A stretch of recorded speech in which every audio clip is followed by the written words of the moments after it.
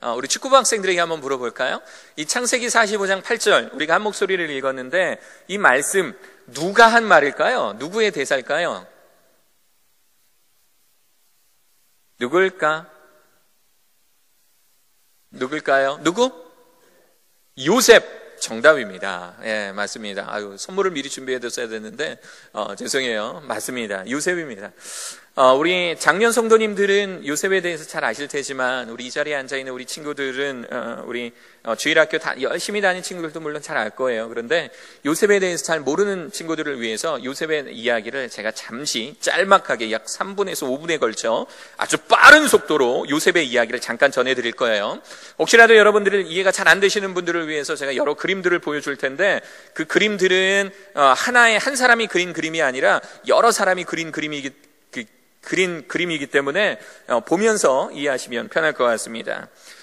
야곱에게는 4명의 아내가 있었습니다. 그리고 그 사이에는 12아들들이 있었어요. 12명의 아들들이 있었는데 그 중에 요셉은 야곱이 가장 사랑하는 아내 라헬이 낳은 첫 번째 아들이자 그리고 통틀어서 11번째의 아들입니다. 그 동생으로 이제 베냐민이 있죠.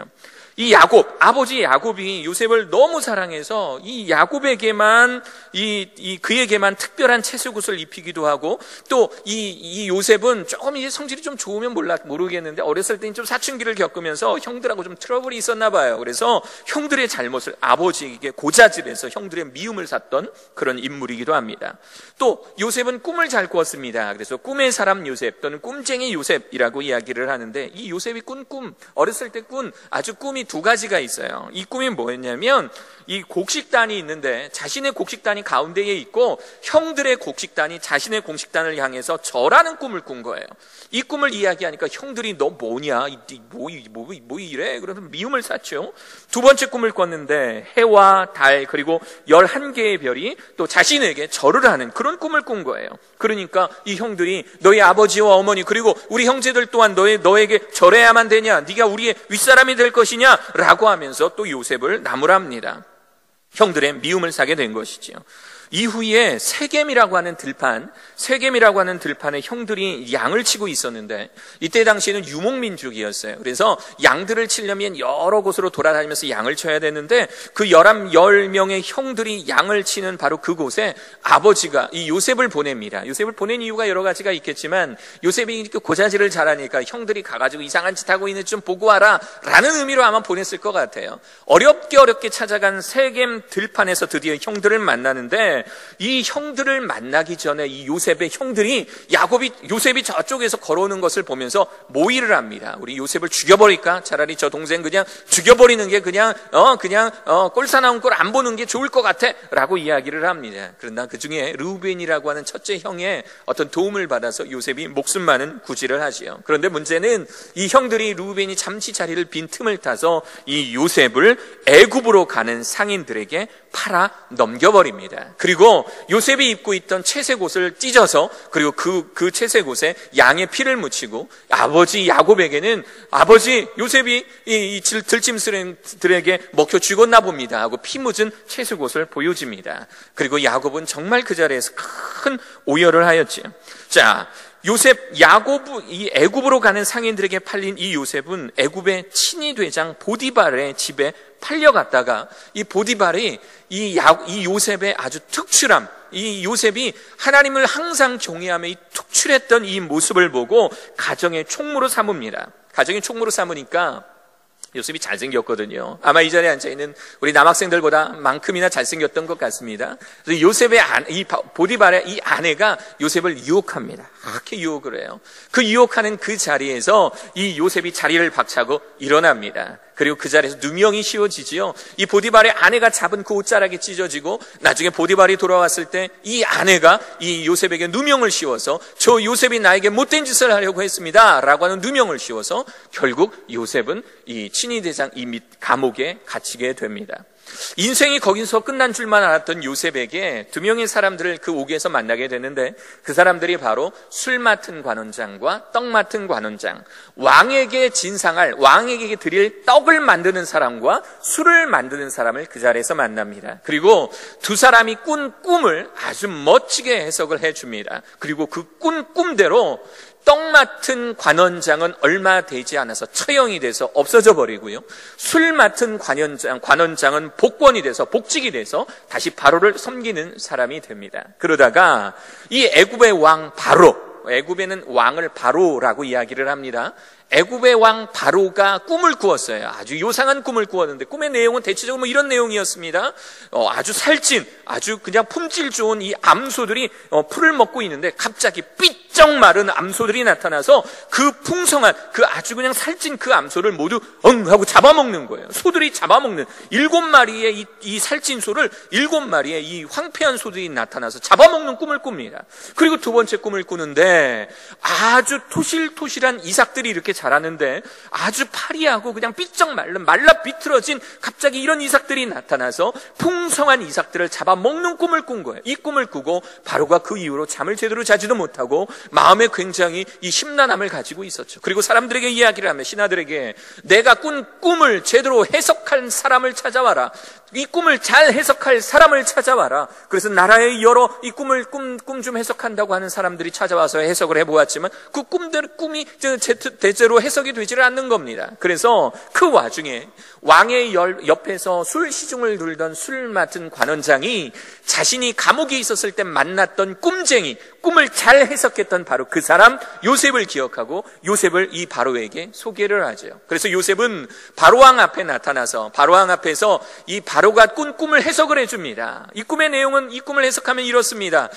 왕이 꾼 꿈은 이렇습니다. 7년 동안 그 7마리의 암수나 7개의 풍성한 이삭은 7년 동안의 풍년을 의미합니다. 그리고 그 뒤에 나타난 잡아먹었던 이 7마리의 이 정말 삐쩍 마른 이 암소들과 그리고 이 파리한 이삭들은 7년 후에 나타날 그 흉년을 이야기합니다. 그러니까 왕이시여, 이 7년의 풍년 동안 이 잘 거두어진 이 곡식을 곡간에 잘 가두었다가 그래서 계획을 잘 세워서 7년 후에 일어날 이 기근, 이 흉년을 대비해서 이것들을 잘 보관해놔야 됩니다. 그리고 7년 흉년 때는 그것을 백성들에게 잘 베풀면 왕이 백성들에게 아주 인기가 높은 왕이 될 것입니다. 이 바로왕이 듣다 보니까 너무 꿈이 해석이 멋진 거예요. 맞을 것 같은 거예요. 그래서 이 요셉에게 이야기합니다. 그래? 그렇다면 너가 이 일을 관장하는, 이 일을 주장하는 이 나라의 총리가 되어라 라고 말하면서 자신이 끼고 있던 인장반지, 그러니까 결제도장입니다.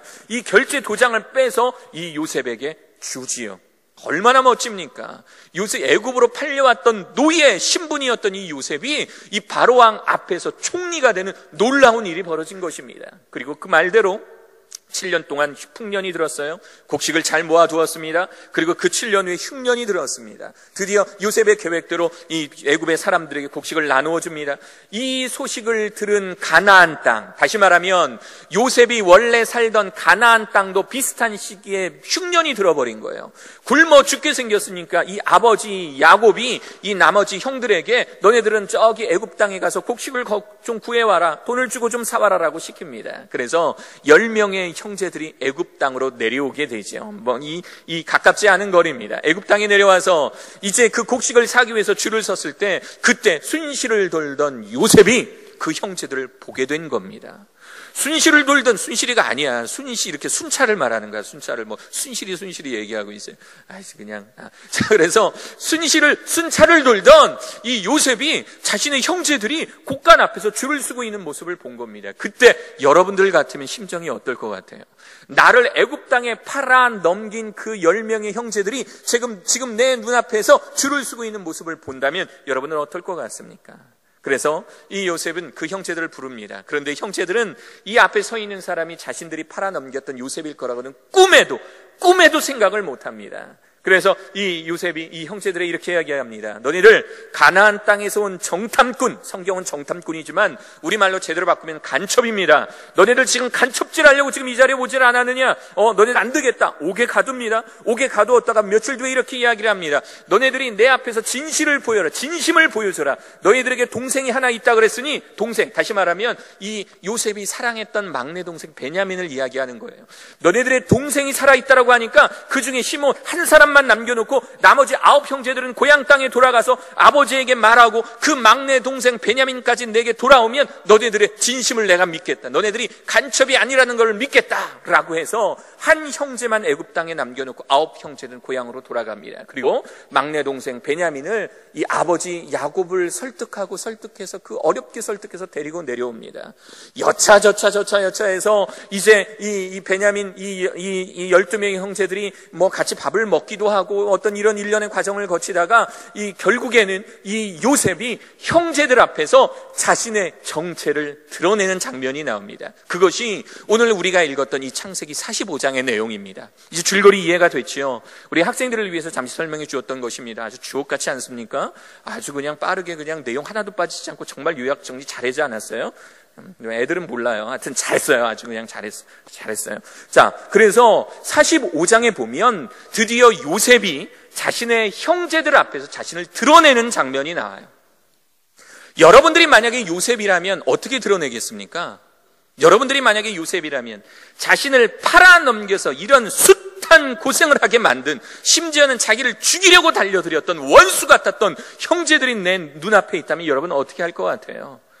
그냥 죽여버릴까요? 그냥 칼 갖고 와라. 그래서 이따만한 그냥 이 도깨비에 나오는 이따만한 이 큰 칼을 들고 그냥 다 목태 일로 와. 그러면서 이렇게 한 번씩 치고 이렇게 지나갈까요?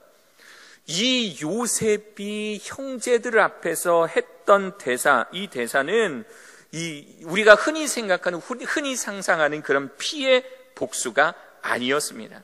요셉이 형제들에게 한 말은 우리들의 생각과 우리들의 예상을 크게 빗나갑니다. 창세기 45장 8절을 보니까 이렇게 이야기합니다. 그런즉 나를 이리로 보낸 이는 당신들이 아니요 누구라고요? 하나님이시라. 다시 한번. 그런즉 나를 이리로 보낸 이는 당신들이 아니요 누구시라? 하나님이시라. 사실관계를 한번 좀 따져보겠습니다.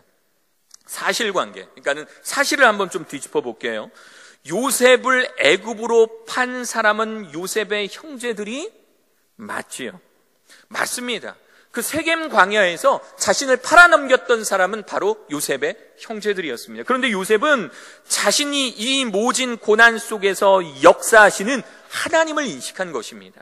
지금 내가 이곳 애굽 땅에 온 것은 분명히 내 형제들이 나를 이곳에 팔아서지만, 그렇지만 분명한 것은 내가 그름으로 인하여서 이 모진 고난, 고통을 통해서 결국 내가 이 자리로 온 것은, 이 자리에 세워진 것은 이 고난들을 통해서 역사하시는, 내 삶에 직접적으로 간섭하시고 관여하시는 그 하나님을 인식했던 것입니다. 그래서 나를 이리로 판 사람은 당신들입니다 라고 자신의 형제들을 원망하고 이 자신의 형제들을 향해서 복수의 칼날을 간 것이 아니라, 나를 이리로 보낸 사람, 나를 이리로 판 사람은 형제들이 맞지만, 그렇지만 그 형제들의 그 손길을 통하여 나를 이곳 애굽의 총리가 되게 한 것은 하나님이십니다 라고 고백하고 있었던 것이지요.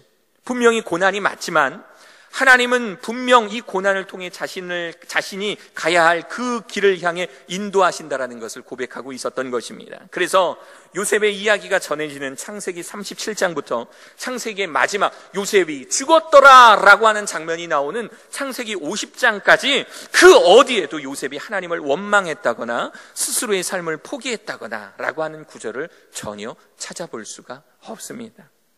요셉의 이야기를 통해서 알 수 있는 하나님의 속성 2가지가 있습니다. 이것이 오늘의 사실 굉장히 중요한 포인트입니다.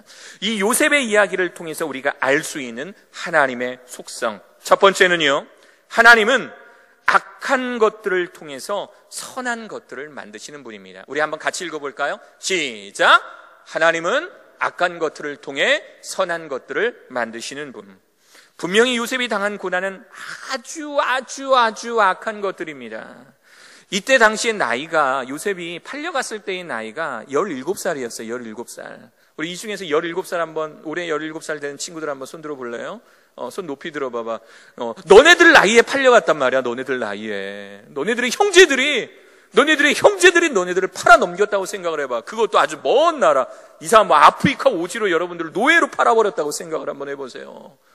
밥을 좀 많이 먹게 생겨서 노예로 인기가 없을 것 같지만, 좀 노예로 팔려 먹었다고 생각을 해보십시오. 17살의 소년이 경험할 수 없는 것들은 경험할 수 있는 것들은 아니었습니다. 노예로 팔려가고, 게다가 누명을 씌고 내가 했던 것도 성추행범, 성폭행범으로 이게 누명을 써서 잡혀가는 이 요셉의 심정을 한번 생각을 해보십시오. 게다가 자신의 주인 보디발의 아내로부터 이 누명을 씌웠던 이 요셉의 모습을 상상해 보십시오. 그런데 하나님은 요셉이 당한 이 악한 것들을 통해서 결국 애굽의 총리가 되게 하시고, 그리고 이 일련의 모든 과정들을 통해서 이스라엘의 역사를 새로 쓰셨습니다.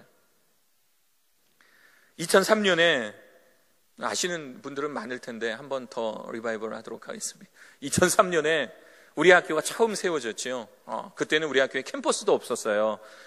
문경은 여기는 허허벌판이었고요. 음성도 막 폐교가 돼가지고 그냥 허허벌판이었던 2003년도에 제가 다니고 있던 우리나라에서 가장 좋은 대학인 침례신학대학교 홈페이지에 교사 모집을 한다는 공고가 딱 떴습니다. 글로벌 비전 크리스천 스쿨. 예전에는 영어 이름을 그대로 썼어요.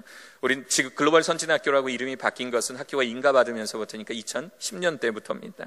글로벌 비전 크리스천 스쿨에서 교직원을 모집하는데 행정직도 뽑고 교목도 뽑고, 그래서 제가 지원을 했습니다. 그때 당시 대학원생이었는데 지원을 했어요. 그때 당시에는 막 뭐든 해도 잘 될 때였어요. 그때 하여튼 뭐 어디 나가서 뭐 설교대회도 나가고 뭐 이렇게 찬양대회도 나가고 뭐 어디 나가면 막 이렇게 상 타오고 막 상금도 많이 받고, 막 그때 대학원 때 어디 나가서 이렇게 뭐 이렇게 대회 나가서 딴 상금만 한 150만 원, 200만 원 정도 됐던 것 같아요. 뭐 어디만 나가면 막 그랬었어요. 그래서 마음이 그냥 교만할 대로 교만해져 있고 그냥 뭐든 하면 될 것 같다라는 어떤 충만한 그런 마음이 있었을 때 2003년도에 글로벌 비전 크리스천 스쿨의 교목으로 딱 지원을 했습니다. 붙었을까요? 떨어졌을까요? 뭐라고요? 어디서 들었죠?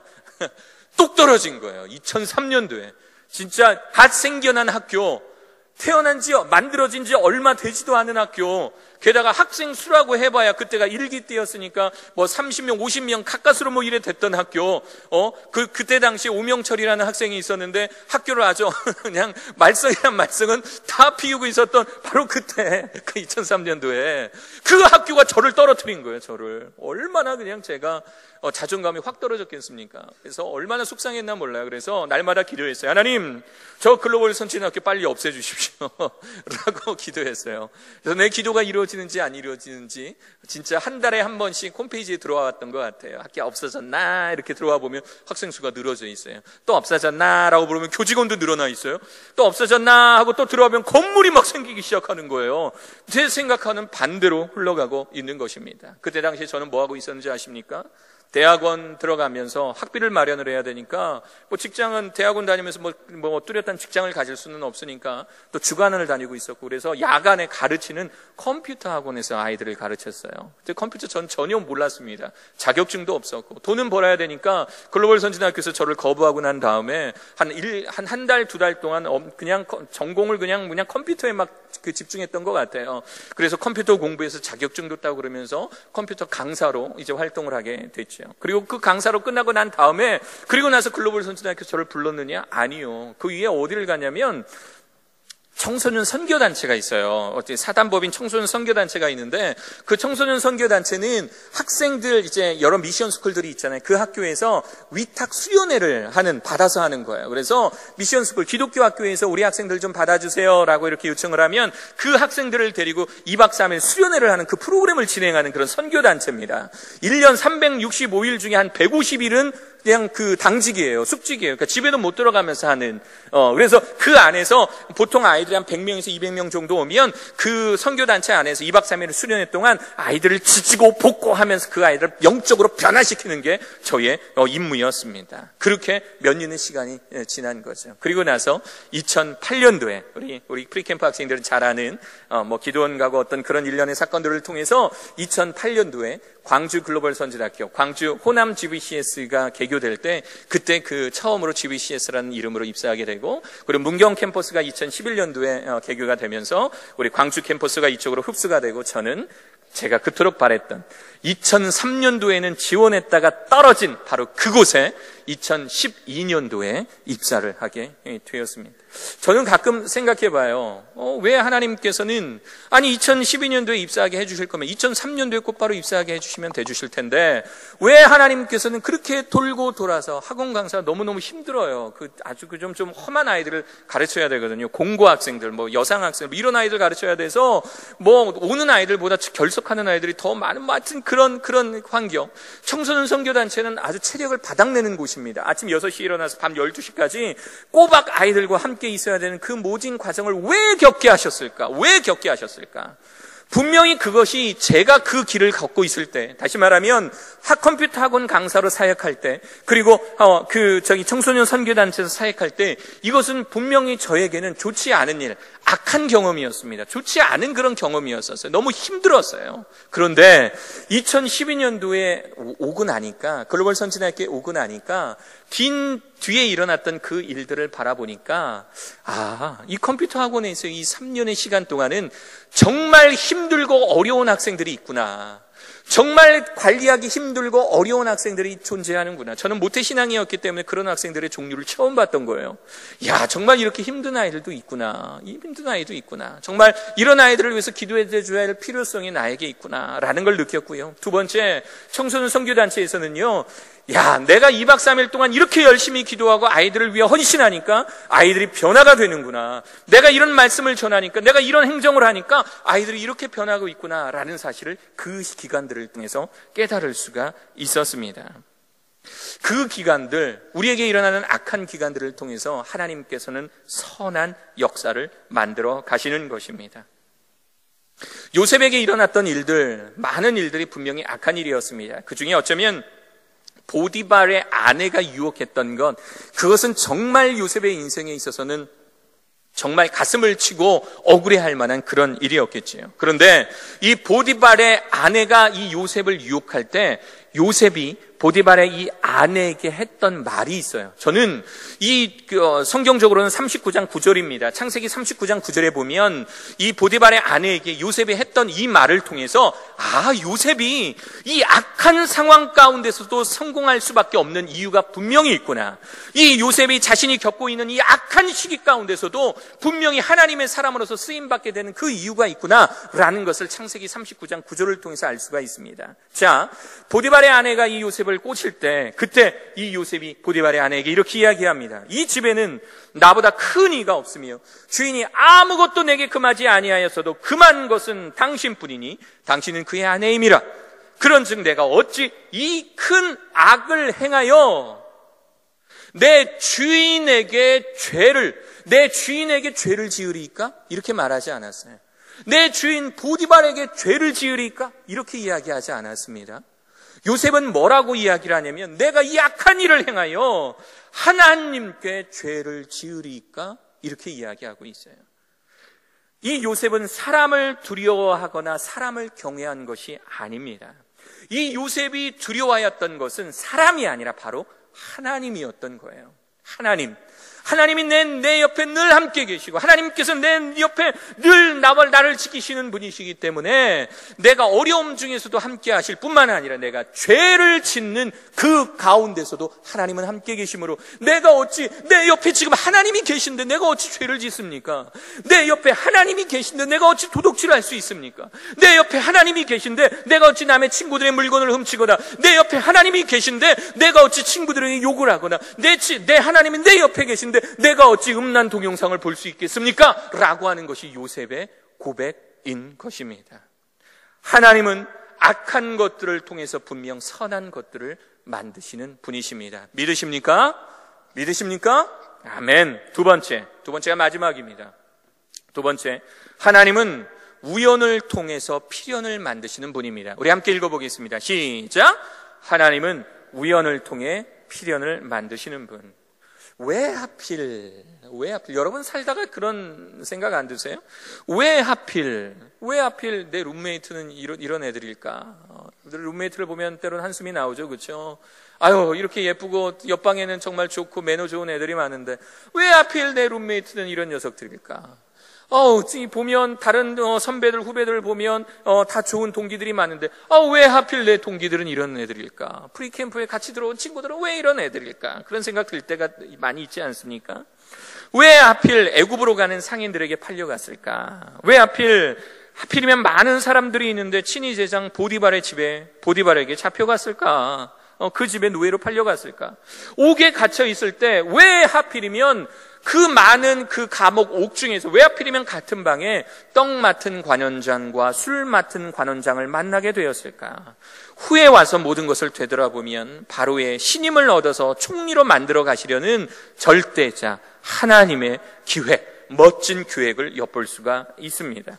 이보다 더 다이나믹한 그런 영화가 어디 있겠습니까? 정말 가나안 땅, 이스라엘 그 가나안 땅의 시골 촌구석의 족장의 그 첫째 아들도 아닌 끝에서 두 번째, 11번째 아들로 태어나서 그냥 거기서 시골에 그냥 양치다가 죽게 될 목동의 한 사람으로서 태어나서 그런 신분으로 태어났던 이 요셉이 그때 그 당시에 그 지역에서 가장 강한 강대국 애굽의 총리가 될 것이라는 것을 누가 상상해 볼 수가 있겠습니까? 하나님의 역사, 하나님의 놀라운 기획이 그 안에 있었던 것입니다. 방금 했던 질문 다시 돌아와 볼게요. 하나님은 왜 하필이면 여러분들 이 친구와 룸메이트가 되게 했을까 생각해 본 적이 있습니까? 친구들 중에 보면은, 여기 보면 다 성향이 달라요. 어떤 친구들은 매너가 굉장히 좋은 친구들이 있죠. 그리고 또 어떤 친구는 배려심이 너무너무 좋고. 근데 왜 내 룸메는 이런 오징어 같은 친구들이 내 룸메가 돼서, 그냥 잘 씻지도 않고, 게다가 뭐 수건 빨아도 꽉 짜지도 않아가지고 나한테 피해 입히고, 그냥 냄새는 그냥 징그럽게 나고, 그냥 나한테 도움이 되는 게 아니라 그냥 내 인생에 이런 친구만 안 만났으면 좋겠다라고 하는 친구들과 같은 방 쓰고 있잖아요. 그렇죠? 그렇지 않아요? 그렇지 않아요?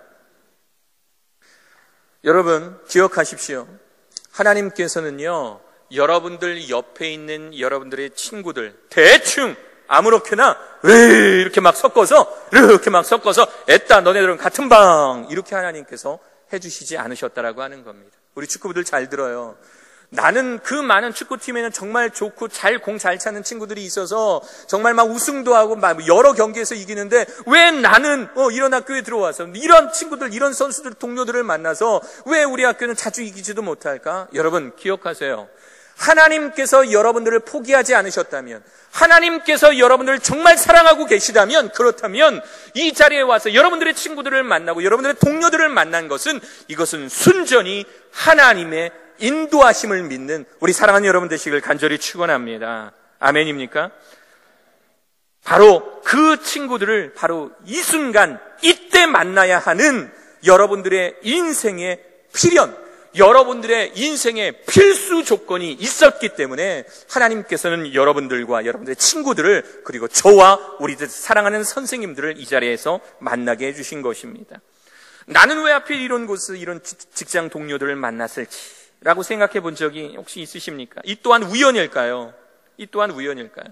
이사장님께서 처음 문경에 대해서 이야기를 저에게 하셨을 때, 고 목사님 문경으로 갑시다 라고 이야기를 하셨을 때 가장 궁금했던 게 어떤 분들이 나와 파트너가 될까? 그때 당시 계셨던 우리 이신구 목사님 미국에 가시기 때문에, 알고 있었기 때문에 어떤 분들이 나와 파트너가 될까 되게 궁금했습니다. 김근우 전도사님 굉장히 탁월하신 분입니다. 우리 학교 교목님들 중에 저보다 오래 계셨던 유일한 분이세요. 저보다 학교 상황에 대해서 잘 알고, 특히 문경 상황에 대해서는 손바닥 보듯이 잘 알고 계시는 분이기 때문에 정말 하나님께 감사했습니다. 오명철 전도사님 젊었을 때 저를 보는 것 같아요.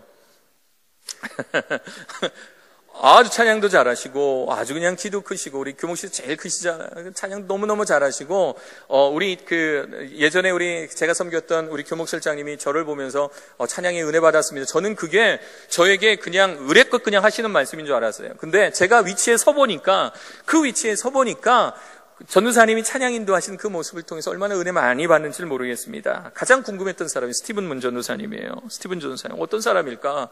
한국말 잘할까? 지금 아마 뒤쪽에 앉아 계실 것 같아요. 이분이 한국말 잘할까? 되게 많이 고민했습니다. 어제 스티븐 문 전도사님과 같이 이제 구미도 갔다 오고, 우리 국제선교팀 라이드도 해줘야 되기 때문에 왔다 갔다 하는데 여러 이야기를 이렇게 했어요. 근데 제가 이렇게 어디 가서 함부로 영어를 쓰지는 않습니다. 그런데 스티븐 문 전도사님하고 있을 때는 연습도 좀 해야 될 겸해서 영어를 가끔 써요. 그러면 영어를 이렇게 느리게 하는 것보다 좀 빠르게 하는 게 좀 멋있는 것 같아서 이렇게 영어를 할 때 좀 이렇게 빠르게 이렇게 합니다. 근데 문 전도사님이 이렇게 들으시면서 계속 웃는 거예요. 그러면서 뭐라고 하시냐면, 목사님 영어 쓰실 때 되게 귀여워요. 그러시더라고요. 제가 좀 한기염 하잖아요. 그죠? 한기염 하는데, 문 전사님이 이렇게 귀여워요.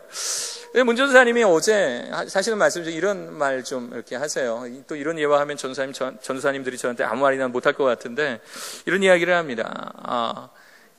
자기는 이제 자기에게 하나님께서 허락하시는 이 선배 목사님, 전도사님들도 목사님들을 통해서 많이 배운다라는 거예요. 그리고 사람의 능력이라고 하는 것은, 또 부사역자라고 하는 것은 서로 이렇게 모여서 가지고 있는 재능을 같이 나눔으로써 시너지 효과를 발휘를 하고, 그리고 또 그 공동체를 통해서 서로 이렇게 만들어가는 것이 공동체라고 생각을 합니다. 뭐 그런 이야기를 이렇게 하시는 걸 들었어요. 저는 그런 생각을 30대 중반에서 와서야 했는데, 20대 중반 후반 때 전도사님이 그 생각을 하고 있다 그러면 굉장히 저보다는 빠른 것이죠. 그래서 전도사님과 같이 이렇게 이야기를 하면서 어떤 생각을 하냐면, 하나님께서는 문 전도사님과 내가 반드시 만나야 될 사람이었기 때문에 오늘 이 자리에서 만나게 해주시는 거구나. 하나님은 문 전도사님과 제가, 또 우리 사랑하는 오 전도사님과 김근우 전도사님이 함께 모여 만들어 가야 하시기 때문에 하나님께서는 우연을 가장해서 2017년 봄학기를 준비하는 교목실로 하나님께서 만들어 가고 계시구나라고 하시는 그런 확신을 가지게 되었습니다. 그래서 저는 하나님께서 만들어주신 우리 사랑하는 이 4명, 우리 사랑하는 이 교목실의 4명의 이 파트너십을 발휘해서 정말 하나님께서 역사하시고 하나님께서 의도하시는 글로벌 선진학교가 영적으로 부흥하고 영적으로 일어나는 그 일에 우리 사랑하는 모든 교목들이 함께해서 그 일을 만들어 가야 되겠구나라는 그 생각을 어제 문 전사님과 이야기하면서 얼마나 많이 다짐하고 느꼈는지 모릅니다. 여러분들 기대하십시오. 우리 사랑하는 우리 교목실의 전도사님들을 통해서, 우리 교목실을 통해서 우리 사랑하는 문경 캠퍼스가 영적으로 부흥되는 그 일들을 기대하시면서 기도해 주신 여러분들 되시기를 바랍니다. 강가의 돌멩이들을 한번 생각해 보십시오. 처음 바위에서 떨어져 나왔을 때는 매우 각지고 날카롭지만 물사라이에서 부딪히고 또 돌들끼리 부딪히며 아름다운 강가의 돌멩이 수석으로 변해갑니다. 그것이 하나님께서 우리를 만나게 해주시는 이유입니다. 이런 이유로 사랑하는 여러분, 절대 환경을 탓하지 마십시오. 그것은 크리스찬의 미덕이 아닙니다. 그 환경을, 도대체 내가 탓하고 있는 이 환경을 누가 만들어 주시는가를 생각해 보면, 지금 내가 이토록 탓하고 있는 이 환경을 누가 만들어 가고 있는지를 생각해 본다면, 지금 내가 겪고 있는 이 환경이 얼마나 값지고 소중한지를 여러분 알게 되실 것입니다. 여러분 당장 밖에 나가지 못해서 아쉽지요. 여러분 당장 핸드폰 쓰지 못해서 아쉽지요. 여러분들은 당장 토요일마다 무한도전, 주일마다 런닝맨 보지 못해서 답답하고 힘드시지요. 그런데 이 환경을 왜 하나님께서 여러분들에게 허락하셨는지를 생각해 보신다면, 그렇다면 지금 여러분들이 겪고 있는 이 고난이 얼마나 값진 것인가를 여러분 깨닫게 될 것입니다. 요셉은 절대 당신들 때문에 내가 얼마나 고생했는지 아세요라고 형들을 탓하지 않았습니다. 나를 이리로 보낸 이는 당신들이 아니요 하나님이십니다. 나를 이리로 보낸 분은 엄마도 아빠도 아니고 하나님이십니다. 나를 이곳에서 사역하게 하신 이는 이사장님도 교장 선생님도 아니요 하나님이십니다. 나를 이곳에서 예배하게 하신 이는 목사님도 전도사님도 나를 이 교회로 추천한 집사님이나 다른 그 어떤 분도 아니요 바로 하나님께서 나를 이곳에서 예배하게 하십니다 라고 하는 고백이 우리 사랑하는 글로벌 교육 선교회, 그리고 우리 사랑하는 프리캠프 학생들과 축구부 학생들과, 그리고 사랑하는 모든 TA분들과 모든 성도님들 가운데 이러한 고백이 날마다 넘치기를 간절히 축원합니다.